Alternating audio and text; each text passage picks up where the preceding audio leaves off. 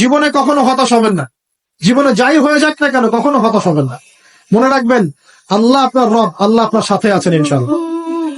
এই সমাজ আপনাকে যেভাবে শেখায়, কিভাবে শেখায়, এই যে স্কুল, কলেজ, ইউনিভার্সিটি, চাকরি, বিয়ে, সন্তান প্রতিপালন, আর তারপর ইন্না লিল্লাহি ওয়া ইন্না ইলাইহি রাজিউন, এই তো শেখায় নাকি? সবসময় মনে রাখবেন যে আল্লাহ রাব্বুল আলামিনের পরিকল্পনাই আপনার উপরে সবচেয়ে বেশি অগ্রাধিকার যোগ্য, সমাজের পরিকল্পনা নয়। পরিবার আপনাকে চাপ দিচ্ছে, চাকরি পাস না, পড়াশোনা করিস না, হ্যাঁ পড়াশোনায় কেন তুই 80 নাম্বার পাইলি না, কেন চান্স পেলি না, কবে চাকরি পাবি, কবে আমাদেরকে দেখবি, খাওয়াবি, পড়াবি, এই যে চাপগুলো 4-5 টাকা আসে কিনা, এতে করে অনেক যুবক দেখা যায় মাদকাসক্ত হয়, অনেকে দেখা যায় আত্মহত্যা করছে, করছে কিনা ভাই?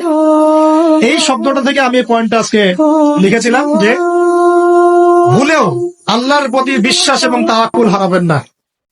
সমাজ যেভাবে শেখায়, সমাজ চারপাশে যে চাপ আপনাকে দিচ্ছে, এই চাপে নিজে গা ভাসিয়ে দিবেন না।